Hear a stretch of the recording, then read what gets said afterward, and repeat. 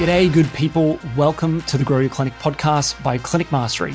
Here's what's coming up inside of this episode. This episode will be right up your alley if you're looking to develop leaders and reduce the reliance on you as the bottleneck in your clinic. We're diving into the 3 pillars that you need to get right in order to develop a healthy leadership culture. And trust me, you'll want to hear Andrew Daubney's take on leaders being friends with their teams. Andrew Daubney, I labelled you as my number 1 talk at the summit. My talk was focusing on creating leadership teams with intent rather than hope. That says leadership exists to uphold standards, maintain psychological safety and act early. And that quote was from Daubs at the summit. Leadership must be viewed as a responsibility, not a reward. I had tears as I was walking this out to the team. And what happened? And they left. And is that okay? That is perfectly fine. People do love a title. That's almost a yellow flag, right? If someone's pursuing a title. I mean, I was pretty excited when you said Hannah's our co-host. Before we dive in, today's episode is brought to you by allyclinics.com. If you're the kind of clinic owner who loves to feel organized and stay ahead of the chaos, you'll love Ally. Think of it as your digital clone. It's the single source of truth for all your clinic's policies, systems, and training. Test it for free at allyclinics.com. And in other news, applications are now open to work with us one-on-one at Clinic Mastery. If you want support to grow your clinic and bring your vision to life, just email hello@clinicmastery.com with the subject line podcast and we'll line up a time to chat.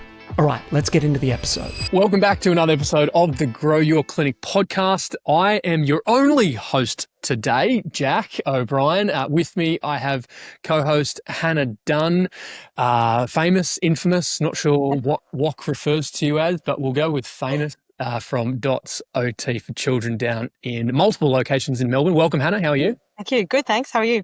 Yeah, fantastic. And joining us, guest here today, Andrew Daubney, owner of Rebound Health, exercise physiologist by trade. We won't hold that against you. And I'll say this, Daubs, I labelled you as my number 1 talk at the summit. So I guess we can... Sorry, Hannah. No, it's fine, because I actually also did the same, that I had all these notes that I was like, I've got to go back and watch the recording of this one. And right, I want to show my team this one. There you go. So undisputed world champion. We'll get you a belt for the next summit, but your talk on leadership at the summit a couple of weeks ago was world class. And so we're looking forward to diving into that today. Welcome to the podcast, Daubs. Thanks, mate. Happy to be here. Very exciting. So before we dive in, listeners, as you would be aware, you can always get the show notes, transcriptions, any downloads, and next steps from this episode over at our website, which is this, clinicmastery.com/podcast. If you want to work with Clinic Mastery or explore what our programs look like, see if there's a good fit, maybe you need to fill your books, grow your team, optimize your operations, then we can help to explore what that looks like. Send me an email. There ain't no AI bots in my inbox. So you can email me, that is jack@clinicmastery.com, and a human will reply to you. I'd love to, before we get started, folks, welcome a couple of new members to the community. Who have we got here? We've got Richard, we've got George, we have Tom and Katie. So welcome to those folks. Also, a whole bunch of new Ally members or users, clinics. So welcome to Beck, welcome to Geraldine, welcome to Lara, and welcome to Willem. There is a number there. So if you want to check out allyclinics.com, that's how you can dashboard your data, house your resources and playlists, and ultimately mentor your team. That is allyclinics.com. Hannah? Yes. Give me a score out of 10. How did I go with the intro in Ben's instance? Very good. I liked getting a bit of engagement throughout it, so we can level Ben up if you're listening. Yeah, I'm sure he will listen. So the summit, let me tee this up. So at the summit, this is how it works for those who were not there. If you're not a member, then you weren't there because it's for our members only. But across the 2 days, we have a range of keynote talks. We have a range of business owner only talks and practitioner or team member only talks. And then we have some summit sessions. These are rapid fire, short, sharp and shiny, multi-speaker panels So it's kind of one key idea, and then we get to grill the panel. Andrew Daubney was one of those and spoke to 3 pillars of high-performing leadership teams. It was the leadership talk of all leadership talk. So, Daubs, take yourself back to the hotel the morning of your talk. You're in the elevator and someone says to you, "Oh, we've got 16 floors. Give me the elevator pitch of what you're talking about today." What's the elevator pitch? The elevator pitch is that oftentimes leadership teams have come about without a set intent. They tend to have evolved over time, and people end up in roles that they may or not be suitable for, but just as perhaps a way to retain people, as opposed to what does the business actually need to thrive? What does the business need from a leadership team? So my talk was focusing on creating leadership teams with intent rather than hope. Mm-hmm. Yeah, great. Well done. And we've made it to the ground floor. So, okay, Hannah, I'm going to ask you, at what stage should a clinic, and you can define stage, revenue, team, appointments, etc. At what stage should a clinic owner start thinking about a leadership team where they go from just being themselves the solo leader to a team of leaders? Maybe it's the second layer of management. What point do you think we should start thinking about that? I definitely think we need to think about it earlier than most people would be thinking about it. Like, I think we really want to be clear on where do we want our clinics to get to and what that will look like. Because what happens that we see so often is people get to the point where they've got full caseloads that they're carrying and they don't have time to work on the business. So they don't even have time to think about leadership and it becomes reactive.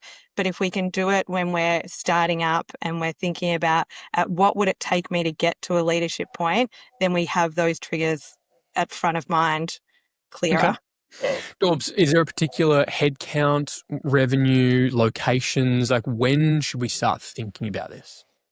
I would double down on Hannah's response there. I feel like it's just, it is something that you should be thinking about all the time. Certainly, you know, there are financial points along the journey where if you're going to redistribute a team member's time from being purely clinical to, you know, looking after the team or working on projects or creating resources or supporting other members of the team, that, you know, you do need to have oversight of your numbers to be able to make an informed decision on that. But again, like to my point before, that I think it's better to plan what you want to do rather than to react to a situation where all of a sudden you've got no time, you're juggling all the balls, and then you realize that, you know, your team members are not getting as much care and support as you want them to. And so you're reacting to that situation by bringing other leaders into the clinic.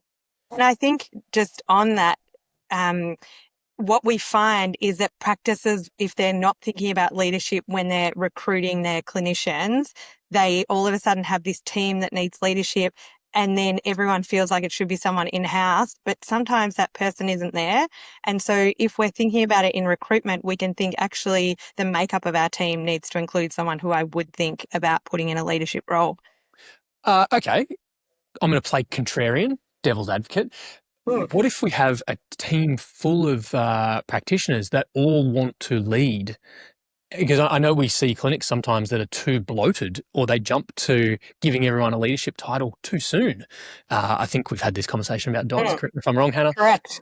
You know, this is a temptation of clinic owners to want to create pathways, to create opportunities, and all of a sudden we've got this bloated middle management for a total headcount of like 7.5 people.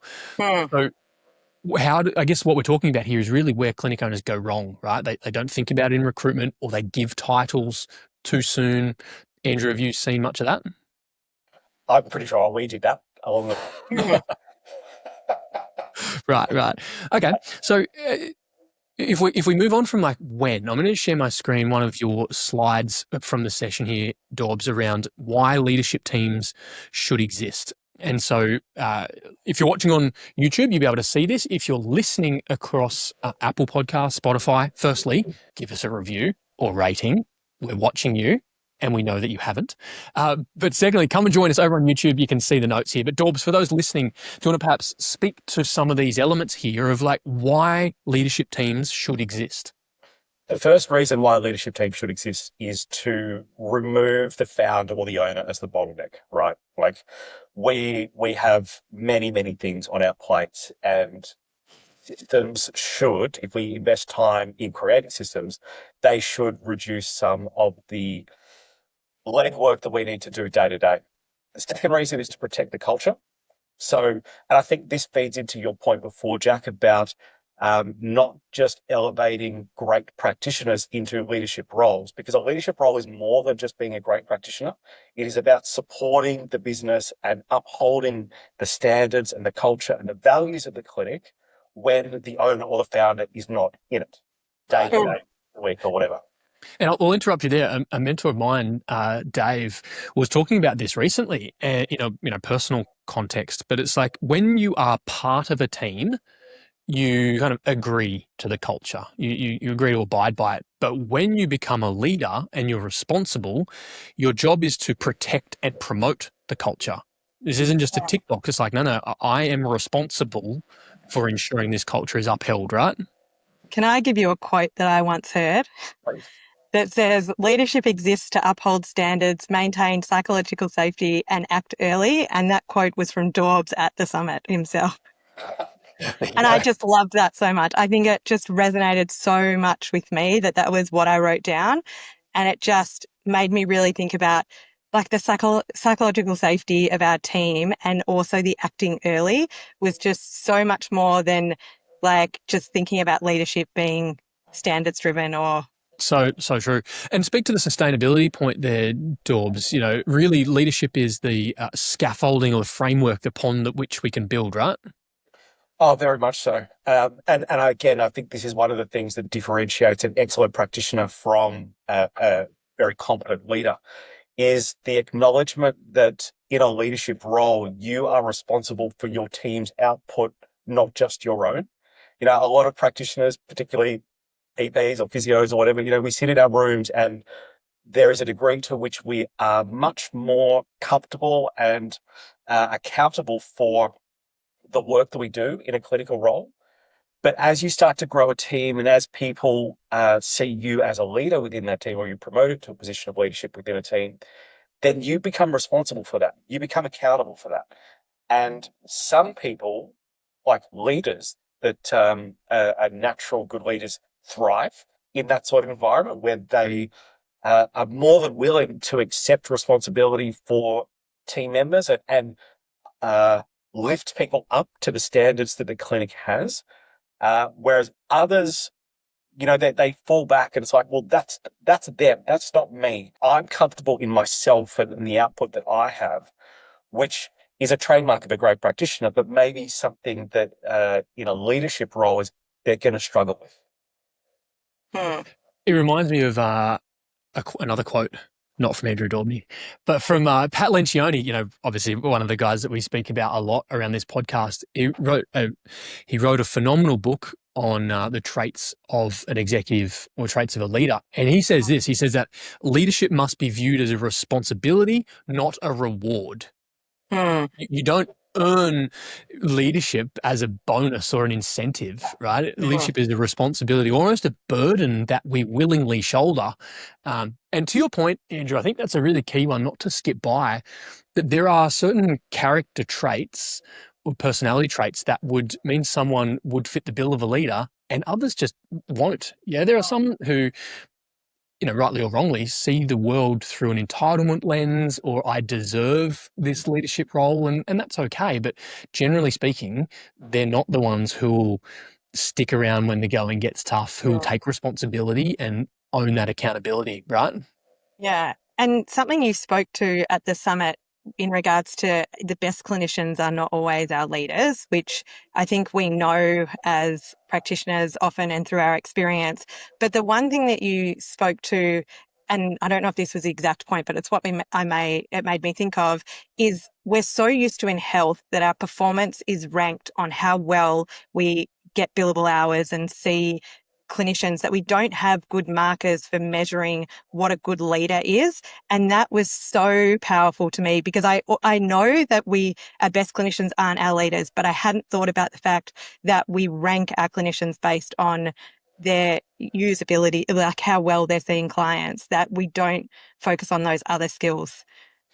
So are you saying there, Hannah, that the best performing practitioner, as far as their clinical excellence indicators go, they're not the ones that should automatically be promoted to leadership?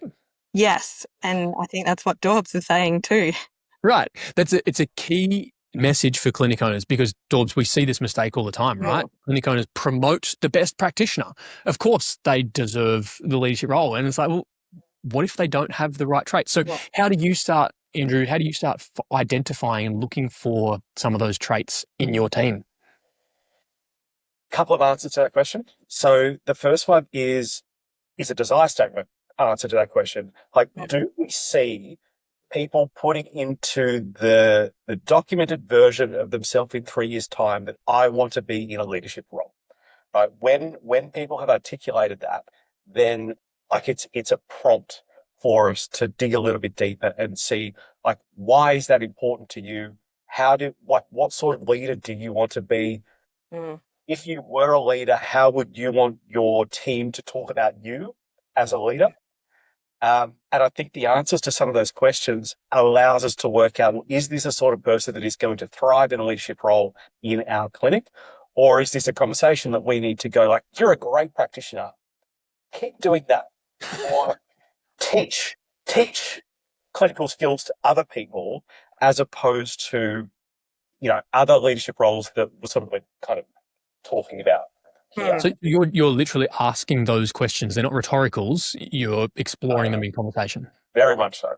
Yeah. And I think when we said that our best practitioners are not always the ones to go to leadership, the other thing can be true, in which we can see people who have really good leadership, but they might not be able to manage their calendar well and things. And so we need to make sure that all those things line up. They might be our best like one of our top performers, but not the top performer. But we absolutely want them to be doing the do so they can coach the others. I just don't want to skip over that and think, because I think that's a common thing we see. Okay.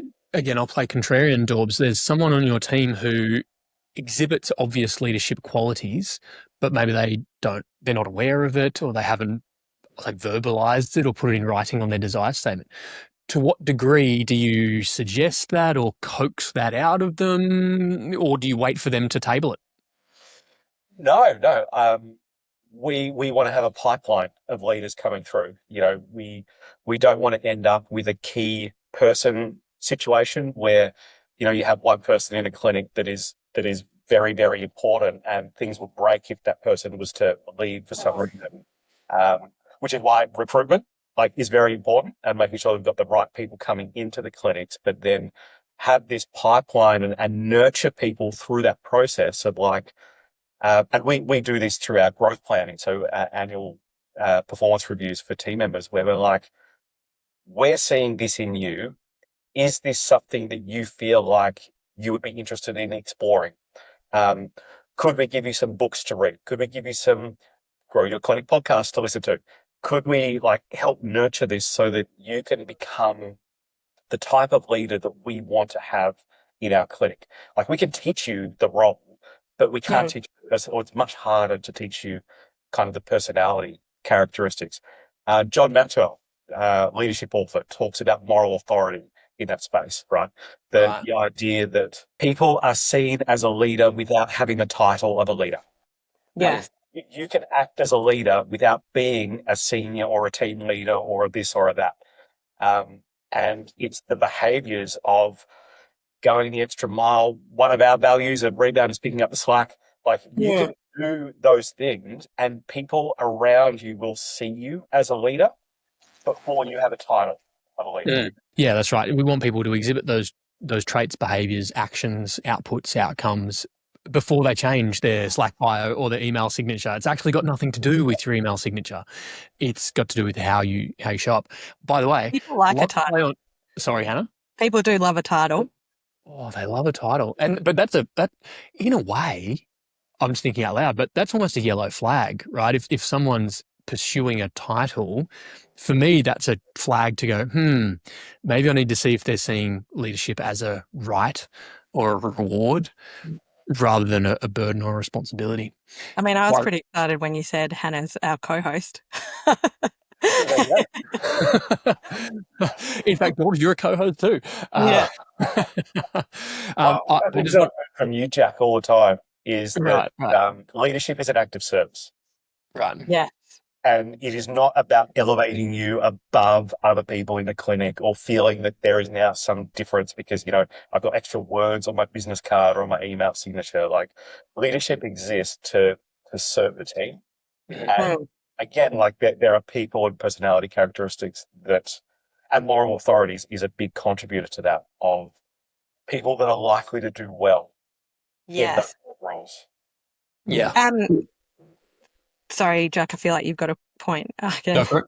The thing I was going to say is two things. You spoke about doing some training with those people. A lot of the clinics that we work with, the best, what are they doing? They have what we call an emerging leaders program where they've got really good structures around that. But now I've forgotten what the other thing was. The other thing about not elevating you above the team. One of the most common things that I find in my clinic and clinics I coach is everyone was on the same level and now one person's been elevated into a leadership role or whatever, if we're not, however we look at that, and they're all friends, and now we've got to navigate a different relationship as friends versus managers. And we do a lot of work around how do we separate those two. And I saw something that resonated with me. It was probably an Instagram reel, if I'm honest. That was like, as a director of a company, you can't be friends with your team. And I was like, oh, that's really an interesting view. And I wonder what are the boundaries and where is that? I'd be keen to hear your view and think. Let's do that before. Hannah, do you agree or disagree? One word, agree or disagree? Disagree. Mm-hmm. Okay. George? But I think there is some merit to it. That sounds a bit like Peter Flynn sitting on the front. I disagree. Peter Flynn, see, you can make decisions. Well done, Hannah. As a high D personality, I was expecting you to have an opinion. Andrew, hard agree or disagree? And you can give context as well. Yes, I disagree with that. Okay. So people can be friends with their team peers. I was talking with one of our team, our head of EP, Archie, about this because, again, I'm sure this is similar with your clinics, Hannah, that a lot of our new team members that come into the clinic get referred by existing team members in the clinic. Yes. And I feel like that's a good thing that, people want to work here and they go and tell other people that you should work here. Yes. But when you do that, you end up with friendship groups that come in to the clinic. Yes. Archie was talking about this really well, because the way that he was framing it was that if I'm friends with someone, like if I'm friends with you, Hannah, or you, Jack, I can be honest with you. Mm-hmm. I can go to the pub and have a beer with you, but if you're late with your notes, you're not showing up the way that we intended, then my friendship allows me to be like, hey, like, what's going on here? And I think to your point before, Hannah, like when people try and muddy the waters there or try and be like, well, when I walk through the doors of the clinic, I'm this person, but when I'm outside, I'm this other person. Yeah. Difficult to navigate. Yes. And sometimes we just name it, like we encourage, and this is, sometimes there's a lot of emotion involved in some of these relationships. And so sometimes we encourage just saying, hey, I find this difficult conversation to have with you, particularly because of our friendship, but let's just have a chat around work. And, as you said, we can be open and honest with each other. This is probably contrary to some of the more traditional thinking, but that's ultimately what we believe at CM, right? And across all of our clinics is that leaders can be friends with their team. The point is that you get to make your own rules. We don't have to abide by someone else's arbitrary rules from culture bygone. We get to define what that looks like and how relationships play out. And I love, Andrew, how specific your talk was. If we move on through, you mentioned the moral authority piece. By the way, I don't want to skip by the little play on words from your little rebound value statement that you slid in there. You're like, we pick up the slack, and that plays on the word rebound. And I really appreciate that. Rebound slack, it's wonderful. Nevertheless, let's talk about moral authority. If I'm going to share the screen briefly for those watching along, can you speak to us about what you mean when you say moral authority? For us specifically, it is people in the business displaying the behaviours aligned with our values. And when people do that, when people share, when people uphold our standards, when people help other people to uphold our standards, what that leads to is, like we were talking about before, is that leadership without a title. The idea that without giving people a specific name, that they are still recognised as a leader within the business. And what that allows in the future is that when that person does get given a title, then the way that the rest of the team respond to that, it's like, oh yeah, that makes sense. Of course they should be the leader. Because they've done all of this stuff and I see them as that. Some of this language is quite strong and this is a high bar. Maybe talk to us about how intentional that high bar has been. So this slide is from our 3-year vision document, which is something that I walked our team through at the beginning of the year. So our current 3-year plan is 26 to 28. A lot of the sentiment from this comes from Stephen Pressfield, which is a book called Turning Pro. Yes. About really the big theme of it is like, if we were to look at this business and what we do and leadership as no longer amateur, no longer dabbling, no longer just like making it up as we go, but if we were to professionalize all of these different components, what would it look like? And so this resource, this book, this team alignment thing is really about pulling people up to what are the standards that we are trying to set, not just being comfortable with where we are now.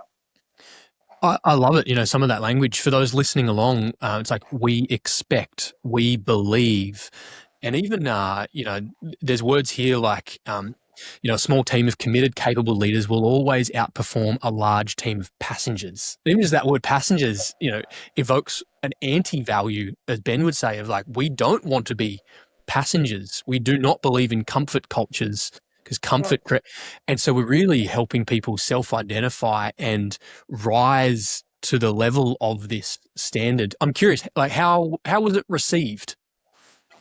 I had tears as I was walking this out to the team. It was received 99% well. I knew that when I was presenting this, that there was there were 1 or 2 people that this might rub them the wrong way, but I was still willing to do it. And did it end up playing out that it rubbed them the wrong way? Like, what was the outcome? One of them, yes.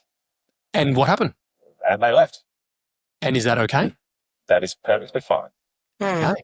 I think one of the things that this has done, and Hannah, I imagine this is similar with Dots as well, is that like by working on our culture and our values and all of these things for so long, our business and it's becoming slightly cult-like.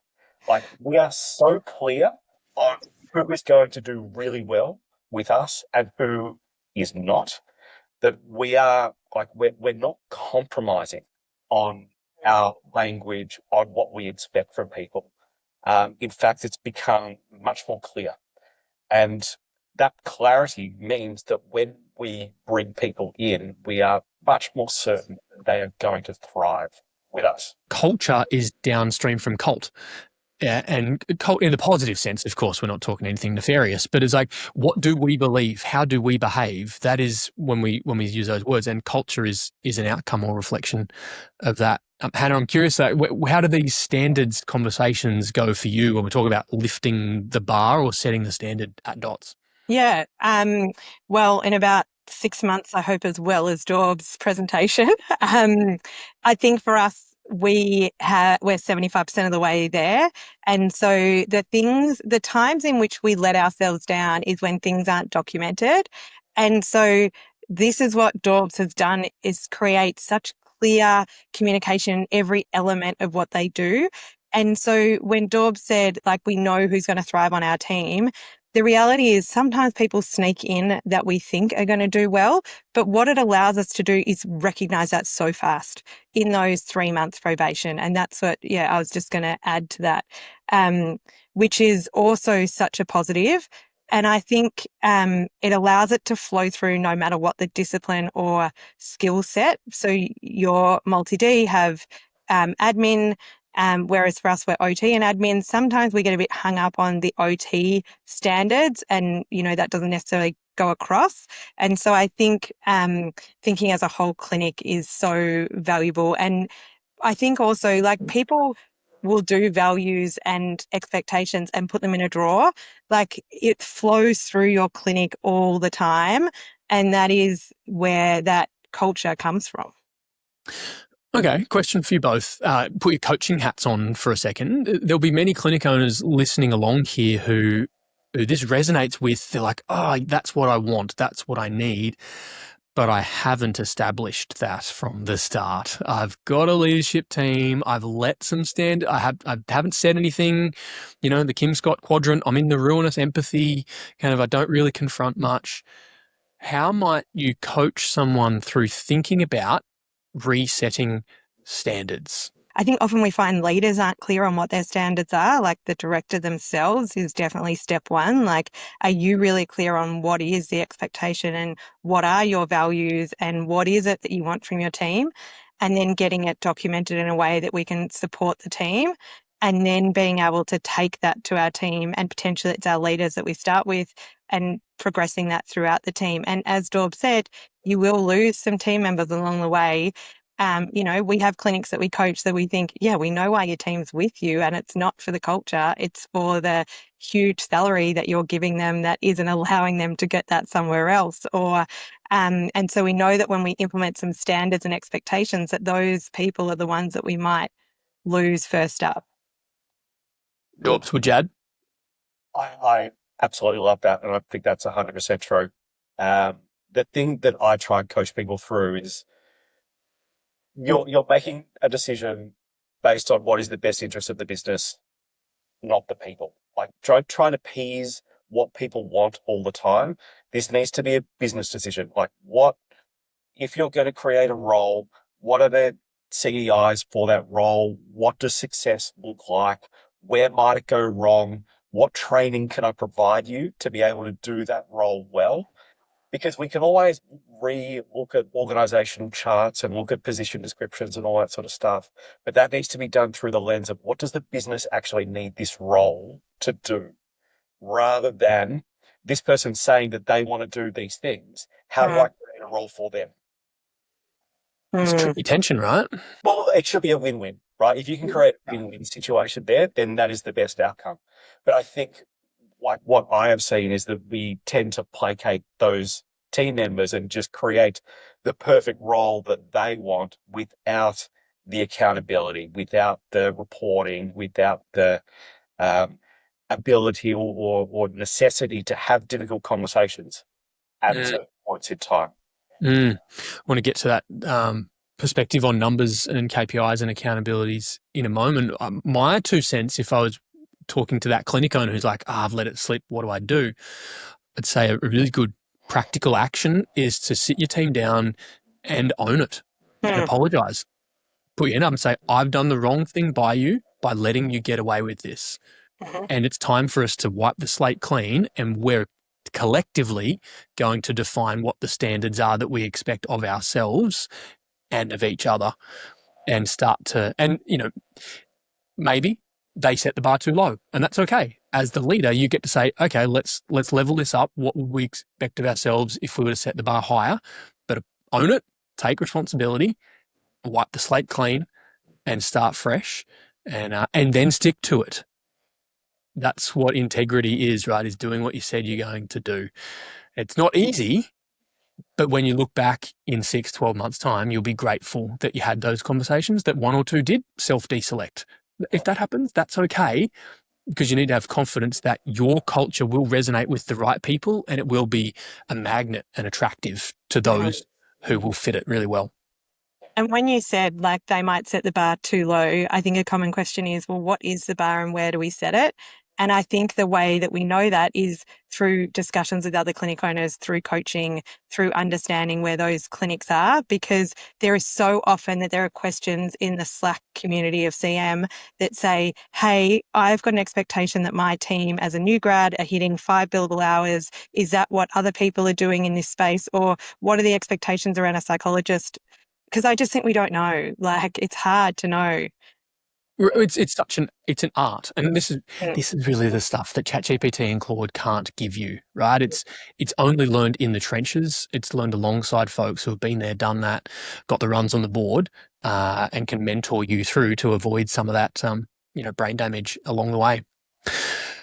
Dobbs, let's talk about expectations, CEIs or KPIs. Again, one of the mistakes that we see clinic owners make is they put someone in a leadership role and they're unable to define what success looks like. What's the definition of a good job?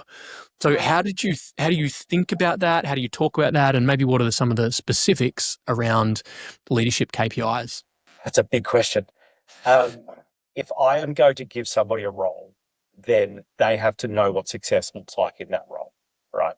That has to be to at least some degree objective. If we go granular on this, if a new grad comes in and their expectation is to be billing 60%, well, then it's the leader's role to facilitate that. Where I see things slip a little bit is, well, what happens if they don't meet that, right? What happens if somebody has been in their role and they are consistently not meeting, like, where is the system or the process that dictates what happens if a team member is not consistently meeting their expectations?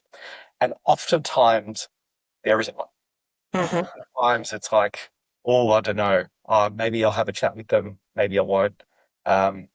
Because if you as the owner of the clinic isn't clear on what that process is, then that leader is not going to be clear either. And so they don't know what tools they have to be able to course correct. Right.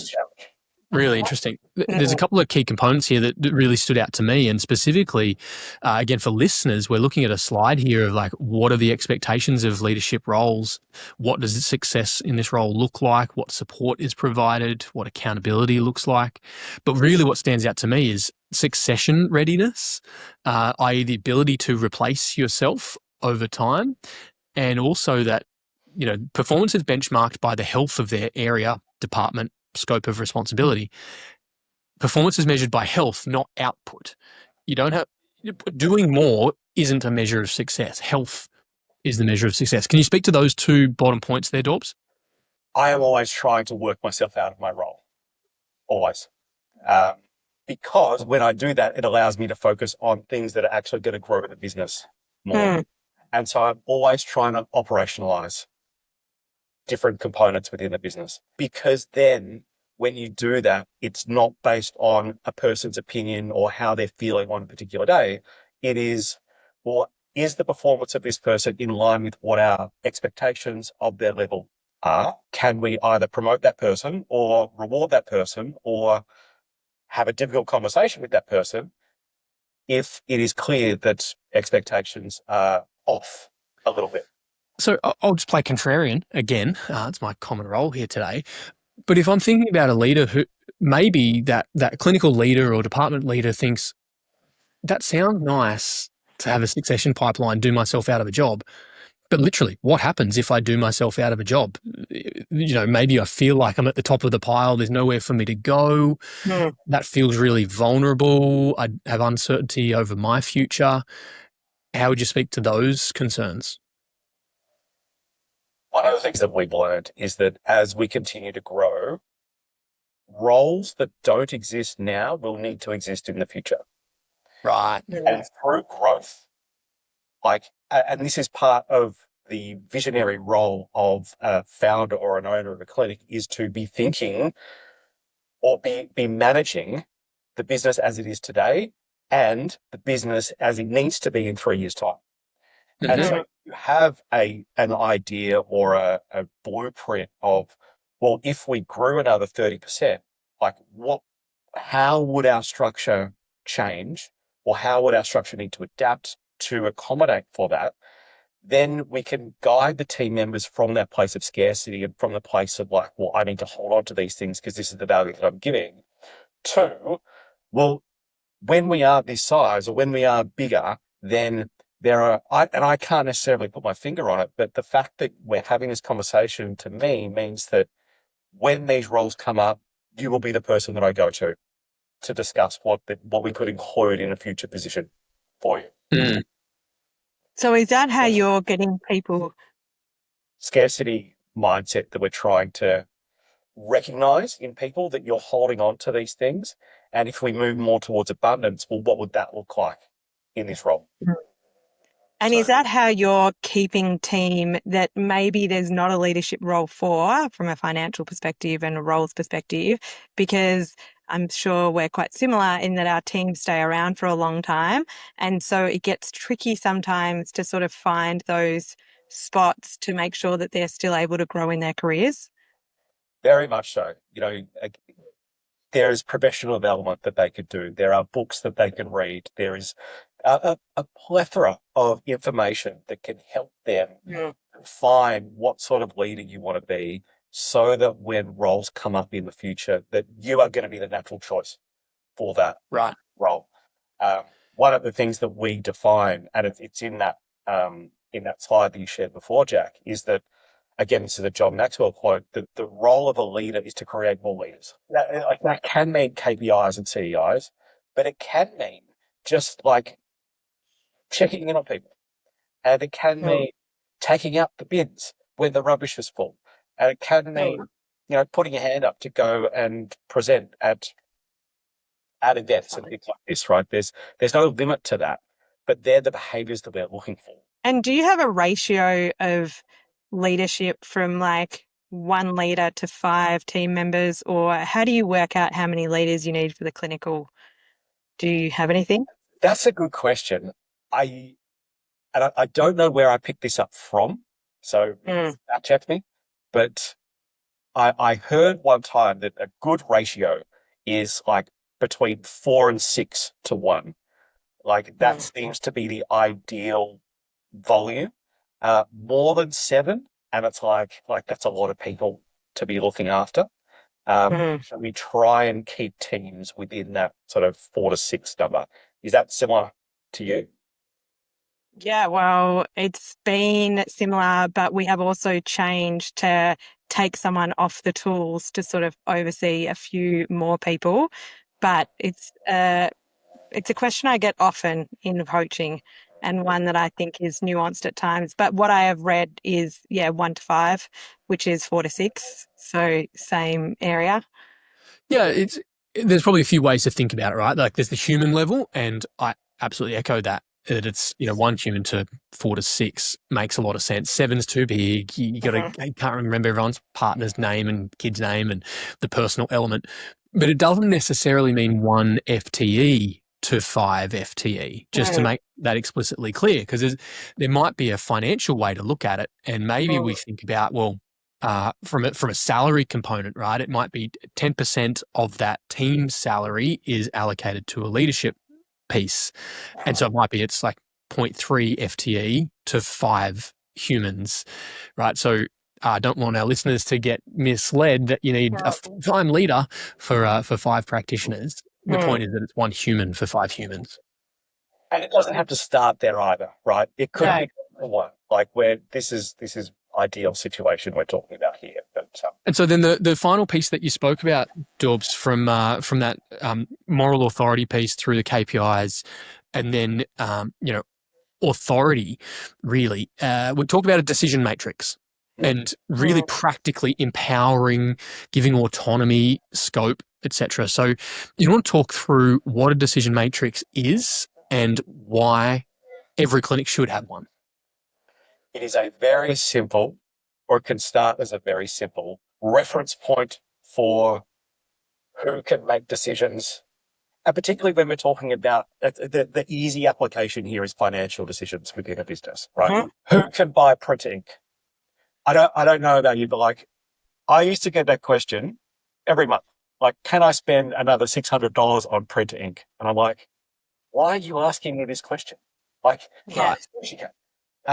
Or can what am I going to say? No? Like, can I? Another one was team gifts, right? So for anniversaries and birthdays and things, can I go and spend $100 on some flowers for Hannah's birthday? Like, of course you can. So a decision-making matrix is that is an example of, for us, like one of the line items in this. Who can buy birthday presents and anniversary presents, and how much can we spend?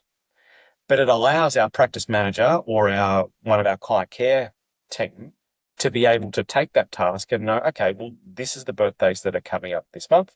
This is the budget that I've got to spend. I've got access to the credit card, so I can go and do it. So I don't need Andrew when it comes to birthday presents or anniversary presents. How did the team feel when they receive something like this? Wonderful. Why? Because it's just it reduces friction, right? It is for them to have to come to me for the same decision every time. It just means that they can get on with their job, and it's another Asana item that can be ticked off without me having to like little green emoji tick. It's a sign of trust, right? That we trust you with this, and ideally over time, that's a growing scope, but it releases people to do what they do best. Dobbs, one of the final slides here was around leadership, and we spoke at the start that it's a characteristic, it's a trait, it's all of these things, and then you've finished with this notion that leadership is taught, not assumed. What do you mean by leadership is taught? What I mean is that type of business that we have, the type of business that exists right now, is a reflection of all of the stuff that we have been through over the last 10, 15 years of operation, right? We went through the COVID. We're going through this NDIS turbulence at the moment. We have gone through work cover changes. We've gone through periods of rapid growth and periods of plateauing. The business that we have now is in part a reflection of how we navigated through those challenges, right? We have got a good cohort of people that are in the team now that were with us in COVID, that worked out like, oh geez, okay, all of a sudden we can't see people directly. We have to do telehealth. Now we've got all this time on our hands. What are we going to do?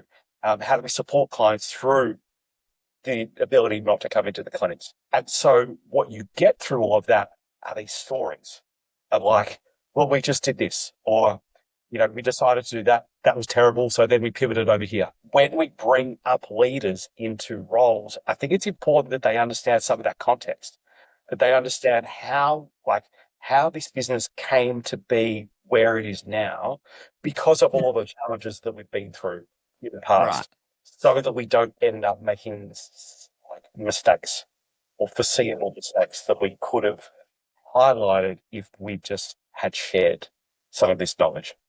So that was the point of that slide. It's like it's passing on the stories of our culture and stories of our challenges in particular, where we made mistakes and where we would have done things differently in hindsight, so that those leaders know that context and are less likely to make the same mistakes that we did.